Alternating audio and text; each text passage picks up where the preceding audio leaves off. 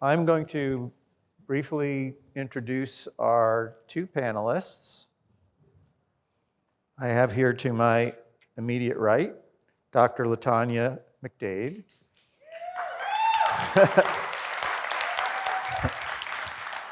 Who is well known to many. Currently serves as the superintendent of Prince William County Schools. Previously was the chief education officer at Chicago Public Schools. And in this capacity, Mrs. McDade was responsible for improving and supporting all aspects of teaching and learning district-wide. Her commitment at Chicago to over 340,000 plus students across 638 schools was to ensure equity and access and high-quality educational opportunities. Let's welcome Superintendent McDade.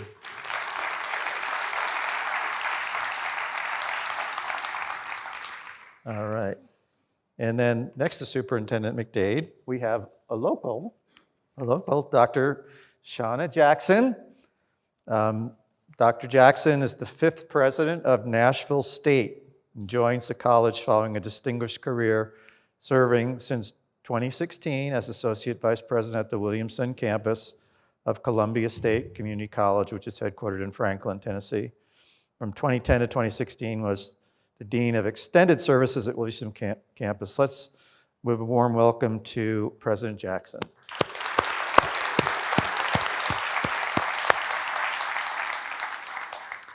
All right, so we call this panel Curriculum Equity at Scale.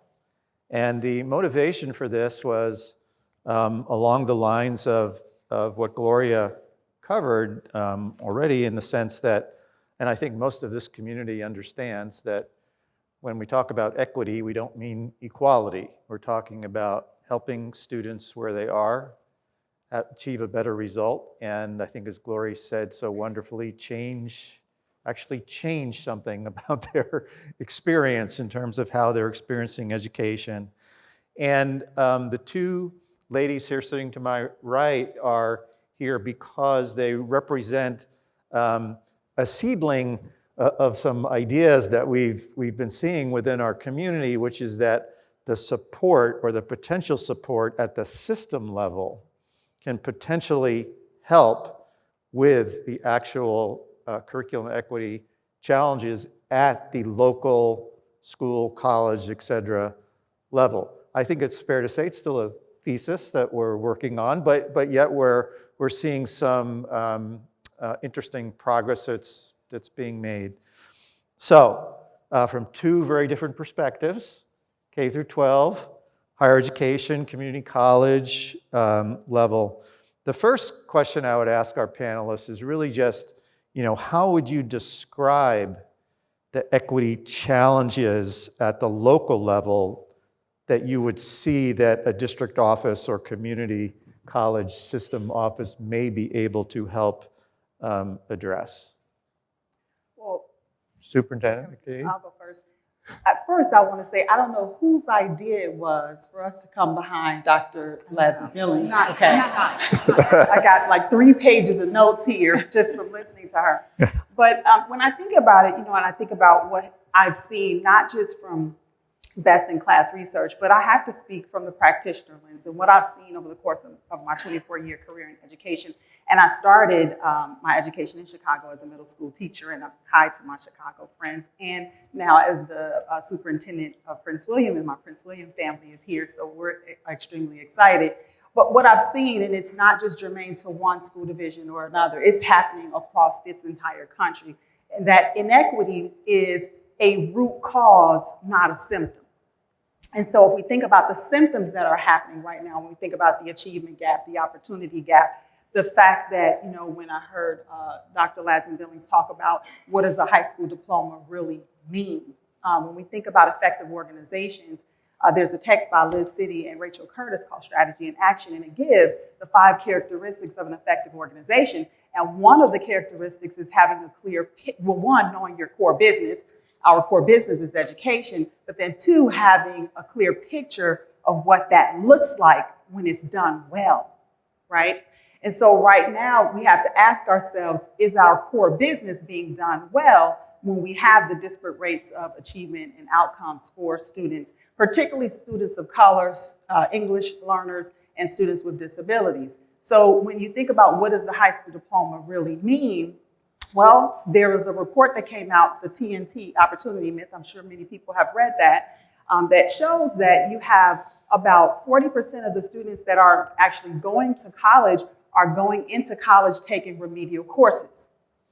And when you disaggregate that data, it's 66% for Black students taking remedial courses and 53% for Latino students taking remedial courses. And it's 74% more likely that if you take a remedial course as a first-time bachelor degree seeking students, you'll drop out and never earn that degree on top of being saddled with debt.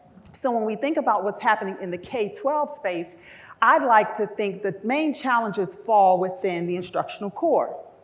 And so for those of you who are familiar with Elmore and City and Title's research out of the Harvard Graduate School of Education around instructional rounds, the core is that pyramid: content, teacher practice, and student engagement, student learning, right? So one, the content that we're seeing across the board, there's inequity there in access to high quality instructional materials. And content is not just the textbook. That's the full suite of curricular materials and resources that our educators have access to, that our students have access to, that ensure that they're rigorous, they're culturally relevant, they're grade appropriate. And we're seeing more and more where students, particularly students of color, are not accessing strong content that is grade appropriate. As a matter of fact, in that same TNT report, it showed that in observing classrooms across this country, 4 out of 10 classrooms that were made up predominantly of students of color did not access content that was even grade appropriate, let alone culturally relevant. So the content one is important. The other piece is content is just that if you don't have strong teaching that then implements that content in a way that leads to the kind of student engagement that allows students to own their learning, have agency, have a sense of identity, and not just be consumers of knowledge, but actually produce more knowledge based on what they're learning in the classroom, and be able to be innovative in that educational experience. So teacher practice is important.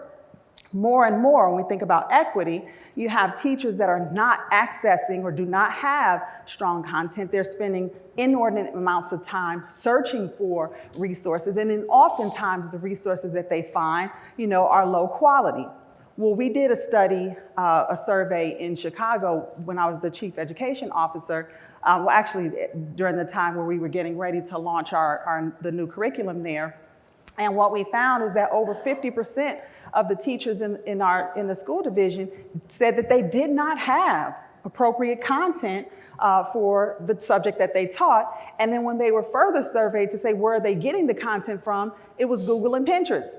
Now, Pinterest is a really good place to go for decorating ideas. Not so much for instructional content. And so what happens is those 3 pieces of the puzzle, and again, I heard our educator on this end that said she taught it on 83rd and Stony Island. Of course, that resonated with me. And how teachers have so much that they're dealing with, so much that's piled on top of them. When you think about the fact that you don't have the strong content, and then teachers are not only not having access to high quality instructional materials, but the professional learning that supports building teacher self-efficacy in order to implement that in a way that creates the conditions for students to be able to learn in environments that are innovative and coming up to speed with the rate of globalization in our world, in our country, right? Because education has to keep up with the way that cultural, technological, and economic globalization is occurring. Education is not evolving at that same rate. And so those are the 3 things that I would say, if we really want students to be able to graduate and access multiple pathways towards a rewarding career, economic mobility, and a fulfilling life, then that means the educational experiences that we create in preparing them for post-secondary success has to be there, and that can't happen if the core is not strong. the content, teacher practice, and the levels of student engagement that's created in the classroom that have our students to be able to have access to the kinds of equitable opportunities that will yield success for every individual learner. Those are the three critical pieces, and there is no one panacea. If it were, I would have bottled it up, I would have sold it, made a ton of money, and I wouldn't be talking to you right now, Rob. But, but I think that those three are big challenges in education that if we can tackle that from a place of equity at scale, we would be in a much better place, because everything that happens in the instructional core is what leads to better successful outcomes for students. Okay. Well, thank you, Superintendent McDade, and I think I'll have a follow-up to that in a little while. But I want to go over to President Jackson and hear your thoughts on what are the equity challenges in your world. Well, absolutely. First of all, welcome to Nashville. It took me 15 minutes to get here, so this was great. It'll take me longer to get home because there'll be traffic, but so glad that you all are here. So let me just give you a little context. So in the state of Tennessee, there are 13 community colleges, and we all have defined service areas. And we are part of the Tennessee Board of Regents system that also has technical colleges. So we're a system of community and technical colleges, roughly about 40 of us. There's a Blue Oval City coming, so we have a big project happening. We're going to start a new one. So the defined service areas are where I really spend my time. And I have been fortunate to work at 3 community colleges, all in the Middle Tennessee area. So the first community college was Volunteer State Community College, more traditional age, pretty much a suburban and rural community. The second one was Columbia State Community College, and it had this most affluent county in Williamson, highest educational attainment level, and then a lot of rural communities. And then I come to Nashville State at 2018, and it's my first experience with an urban market. And boy, did I have some adjustments to make, because I was used to the more traditional age student, and I would talk to more parents than I would talk to students because they were advocating. And I came to realize that the community I'm serving now has a lot of barriers to even entering education, let alone completing. And so as a community college, we serve the local community. And we are the top feeder for our largest district, which is Metro Schools.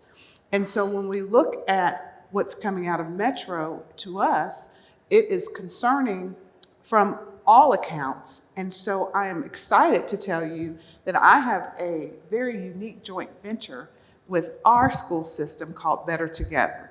So the director of schools and myself, we put our teams together because we realized that we both were struggling with completion issues. And so instead of trying to wait until they came to Nashville State to work on it, we realized we're better together. And so there's a lot of things happening in that partnership. When I think about my students, I realize that we've been coming to this party with middle-class, 2-parent home family solutions. And so I really liked hearing about the 4 pandemics, because that really related to me when she was mentioning that earlier, that there were just all of these factors occurring pre-pandemic that were just highlighted because of the pandemic.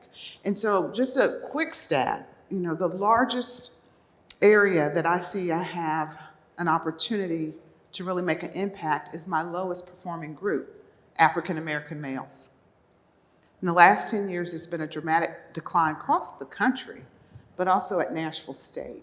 We're almost half of what we had 10 years ago in Black men.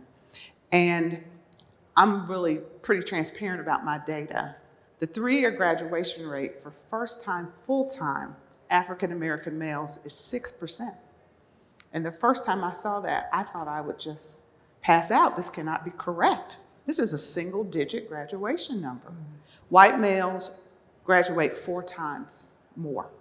And so you have to start asking yourself, why? It's not that Black men can't learn. I've got a son, I'm married. I've been around Black men all my life. They're very intelligent and they're able to do the work. What is it that is keeping them from being able to, one, get to college, and let alone stay in college. And that's when you realize we're really getting the results of the system we have designed. So we really shouldn't be surprised. It's by design, however you want to look at it or slice it, that we're not seeing the success that we really need. And so my charge to my folks is that we have to redesign the system so that it works for not just students, but employers. Because right now, for my students, the employers are winning. They may not think so because there's lots of job openings. But just as our speaker said, we had a large number of Metro School students graduating in the fall of 2020 early. We were so excited. Here's our chance. They weren't graduating early to go to college. They were graduating early to go to work. Mm-hmm. And so we really have to pay attention to the needs of our students. And again, redesign the system so that it actually works for the people we're trying to help. And that's not going to be easy work, but that's some of the thought about when do you offer classes? How do you offer classes? We have a lot of adult students who saw online education as the way. And I sat down with some of them in orientation. So do you work? Yes. Do you have a family? Yes. We have Tennessee Reconnect, so tuition is free. Well, do you want to start with 1 or 2 classes? Oh no, I want to be full-time, all online. I want to get this done. And so you realize that there's this misconception about what it's going to take to be successful. And so just a couple of things. Again, we've got a great relationship now with Metro Schools. We're into our 2nd year. We're doing a lot of work on ourselves at Nashville State. It's really difficult to ask people to change the system that, one, they've been a part of so long, and 2, they don't know how to change. And so we had to actually come up with a common definition of the word equity that was college-wide so that we were all talking about the same thing. And so we're doing a lot of equity training. We're doing poverty immersion. That blew my mind that we were talking to students about go to school and get a job. That doesn't resonate with students anymore. And you want to say to them, go to school so you can have some stability, so you won't have to be evicted, so that you can eat regularly. But that doesn't look good on a marketing slogan. Trust me, I've talked to my marketing people. So how do you help convey that message about who you are and what you want to do to help support your students? And that's where we are right now. We realize there's inequities in our system. Some of it is absolutely us, whether we're consciously aware of it or not. And so we're really trying to educate our faculty and staff and administrators. 2 is identifying what those barriers are that is creating the inequities, and then finding a way to eliminate them. There's a graph, you saw the boxes being the same. There's a graph where there's no fence. If you've seen that between the equity and the equality, I want to get rid of the fence. So no matter what the shape or size of the student, that they'll be able to see clearly their pathway in post-secondary education. Thank you, President Jackson. Superintendent McDade, and this might apply to you as well, President Jackson. What's going through my mind is the idea or the question of does the rigorous core, or how does the idea of the rigorous core match up with also the idea of culturally relevant and choices? We heard a lot about choices being very, very important. And the, first of all, do those 2 go together? Can those be solved together?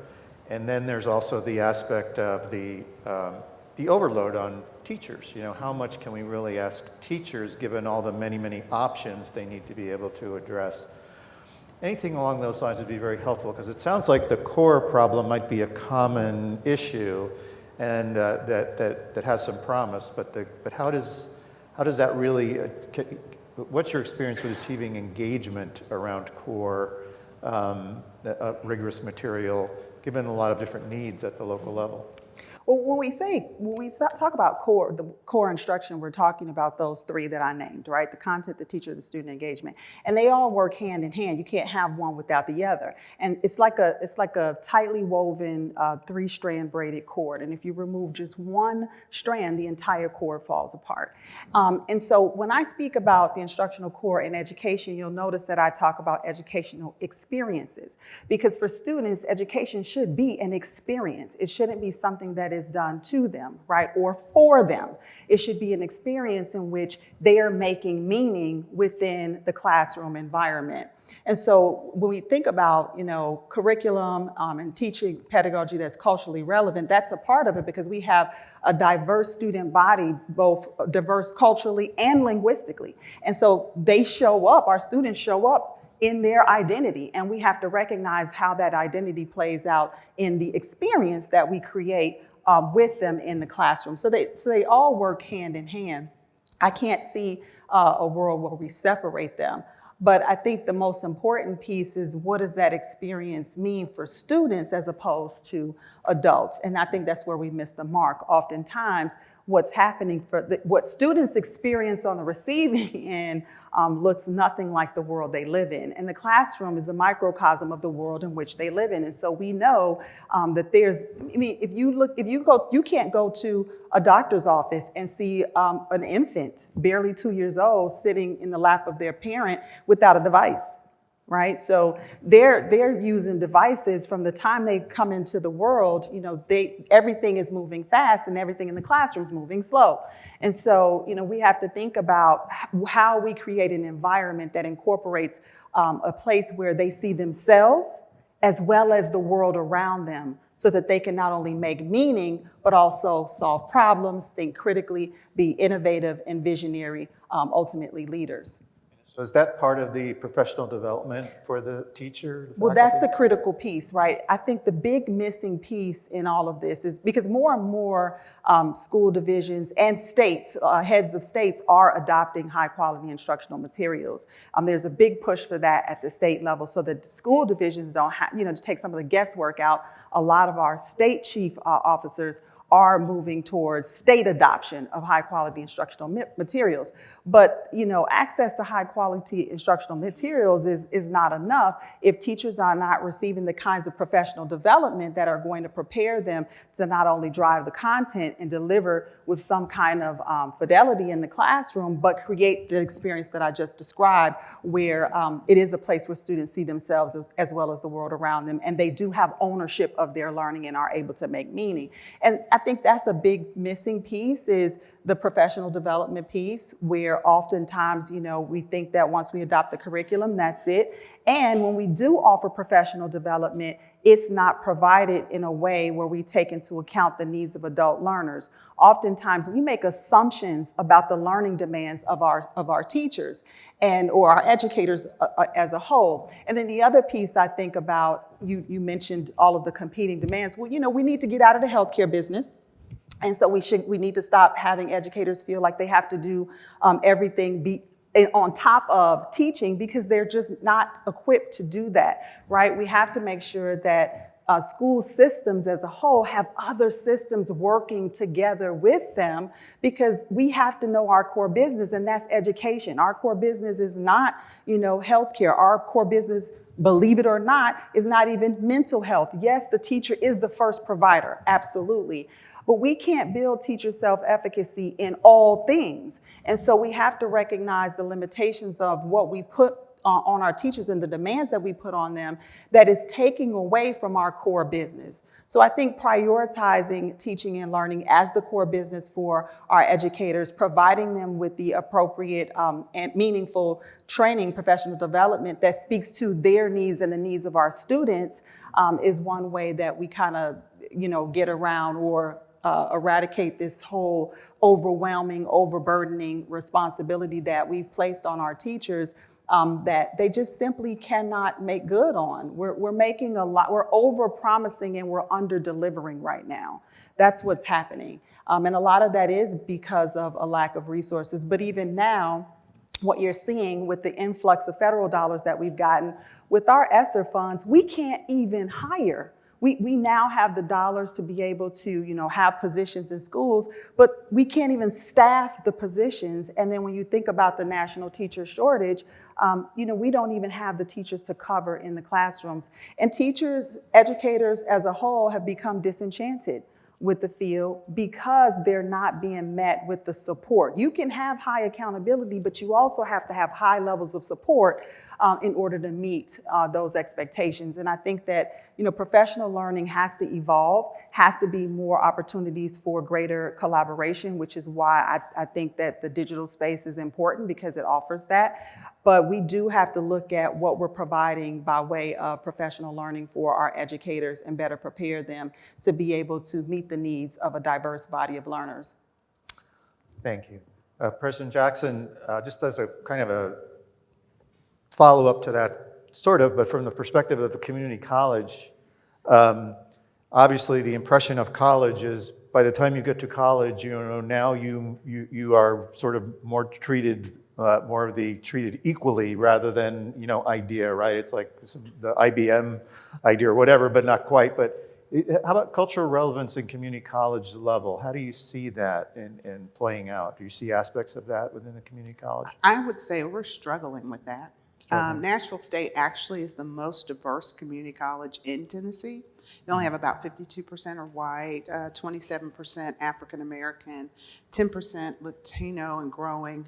But we have a very international, global community. And one of our campuses, we have more majority students than we do minority. And I love going there because it's just so many different races and cultures, and it's wonderful. But our faculty and staff don't look like them. And so how do you take people who are used to, honestly, probably have never had courses on how to teach? And I'll just give a real live example.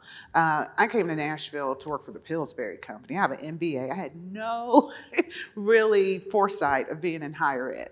But I had an amazing experience to teach part-time business courses at a college, and it just completely changed my life. Well, I was asked to teach 4 different subjects. I had about 7 days to prepare because it was right before quarters. I was given textbooks. I was given a copy of what a syllabus could look like, and I was given test banks. And so what do you think I did in the classroom? What my teachers did? Not much. A lot of lecturing, a lot of, why don't you teach this chapter next week? And just trying to model what I saw. And then I realized these people have to leave here and get jobs.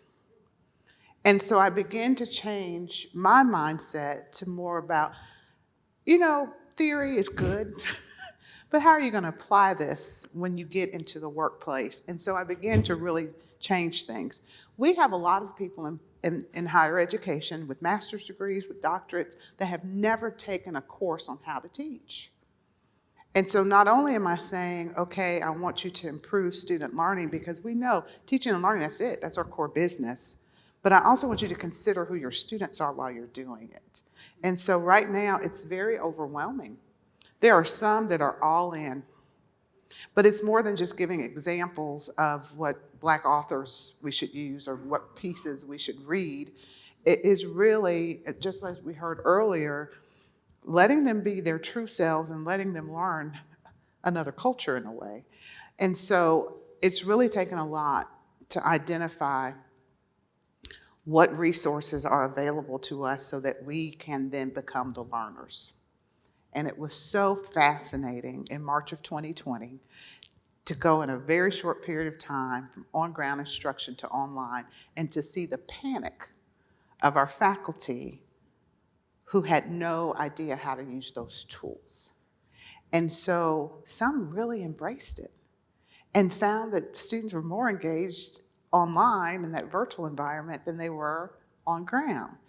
And we were having a small conversation earlier. If you aren't a good teacher on ground, you probably are not a good teacher online. So those that were struggling were probably already struggling with the old way of my notes from 20 years ago, lecturing in the classroom. Students have already written you off 5 minutes ago just 5 minutes into your lecture, and trying to re-engage them to not only learn how to be good teachers, but to also bring in that cultural competency. And so it's not easy. There's no pretending that it will be. We're committed to trying to find the right professional development opportunities. Just as our K through 12 students and just as my students have different learning styles, so do the faculty teaching them. And so it is really fascinating as we continue to evolve and learn more about how to bring in both. How to even hear the word pedagogy. I didn't know that word. Why would I know that word? And understanding that really is a way to enhance teaching and learning in a classroom. And then to add on, let's not forget who the students are we serve and how to help them feel connected to the work, that the work is relevant, that it's linked to something. Because again, we're focused on access and completion like most colleges are, but we're focused on post-completion success at Nashville State. And because I think of my background, if I'm producing a product that can't deliver in the workplace or can't transfer successfully and complete, I'm not doing my job. And so we don't want to lower any bars. We want to keep them high, but we want to give teachers and we want to give students the tools they need to be successful. Sounds like a difficult challenge. It is. We'll get back to that in a second, but I wanted to go back to Superintendent McDade for a second and ask, you have very deep experience with digital curriculum. And the last few years, I guess when I first met you 3 or 4 years ago at Chicago, you were starting down that journey on how to build the digital curriculum, that could be used as the core. How would you, for the audience in general, how would you describe the role of digital curriculum, in terms of it being a solution or part of a solution to this conundrum? Well, I think, one, for when I was in Chicago, ironically, when the pandemic hit, we were like, okay, now we really can launch Skyline. So for those educators who were like, they were kind of the naysayers, they were like, oh, wait, is Skyline ready? So everybody's tune kind of changed once the pandemic hit. But I would say with digital curriculum, a couple of things that it enables us to do that's critically important is, one, the student experience. Right, making sure that they're using technology in creative ways already anyway, but with digital curriculum, and this is not substitution, right? We're not talking about, they get a device and then they just still pull up the textbook on the screen, right? We're not talking about that kind of digital curriculum that's interactive, that allows it to be student-facing, where students are utilizing technology as a tool to enhance the learning, because keep in mind that teaching and learning should drive the development of the technological tools that we use, not the other way around. And when we don't know what we need and want to meet the needs of our learners in the teaching and learning space, then what happens is the technology drives the learning, and that's not the way that is supposed to go.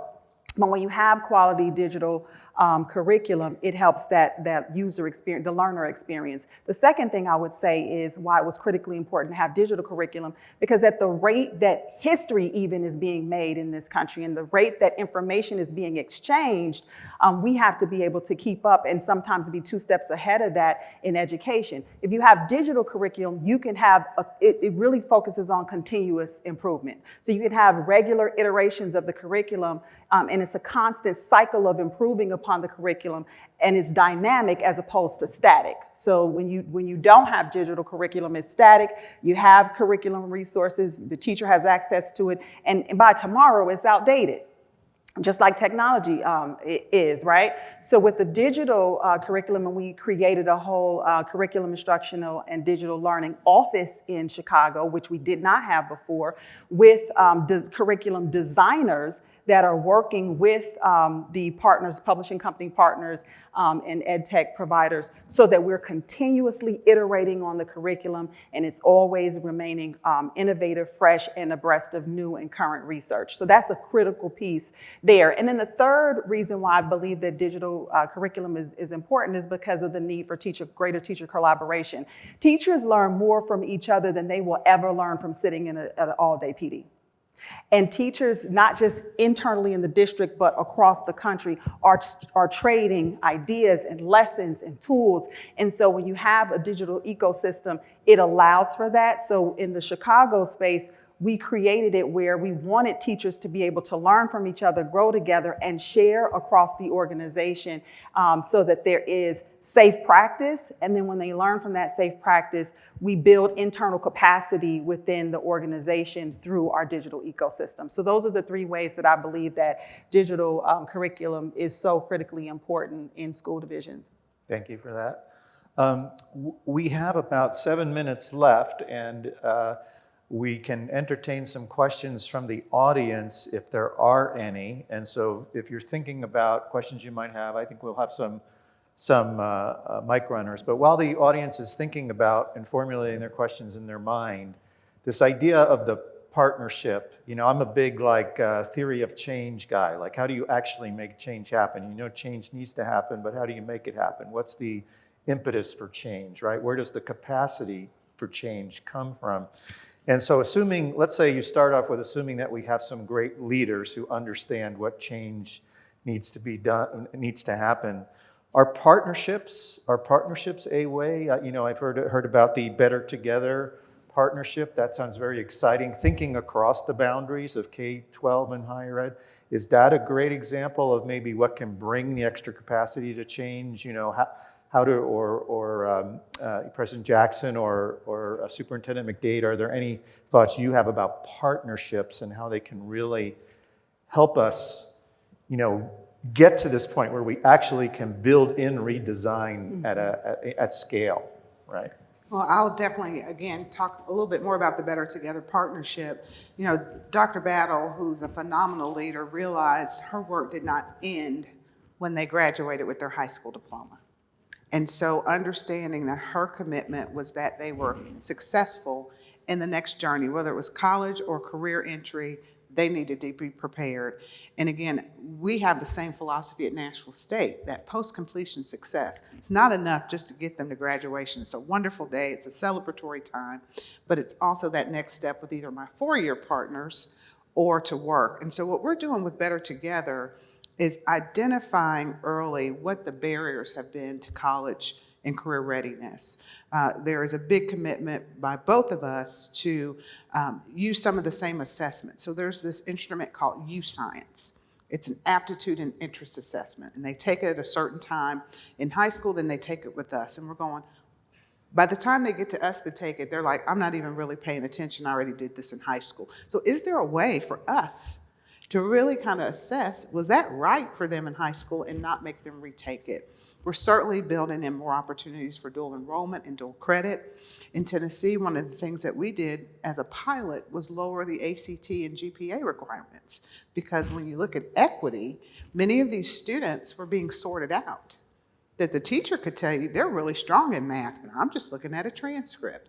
And so being able to make changes and see the success and monitor and adjust along the way as partners in the work is so much better than me waiting until they get there, because we know how easy it is to go, give me better students. And the high school says, middle school, give me better students, all the way down, instead of saying, these are the students we have. Now, how do we work together to support them? Some of the things they're doing with their social emotional learning, we want to learn so that we can still equip ourselves to have some of the same supports for them. And so I think there's power in the partnership to not think of it as two separate entities, but to think of it as one. And for me, if they finish metro schools and go on to a four-year to work, but they're successful, I feel like I have a part of that. They're my students too. And so we are learning from each other, but I think that power of the partnership is going to bring around real meaningful and sustainable change. Sounds exciting. Superintendent McDade, anything? I'd like to speak to partnership more from my current state as a division lead, a school district leader, especially considering in this audience, I'm sure we have a lot of partners here today that want to understand better how, to partner to meet the needs of a diverse learner population. when I worked in Chicago, and I'll do a comparison of coming into Prince William County, one of the hardest things in erecting a digital, culturally responsive K-12 curriculum was, the partnering with vendors, right? We did a hybrid model where we took off-the-shelf curriculum and then we customized it. And so it meant for coherence, but with the partners that we were working with, publishing companies, ed tech, it was massive change management.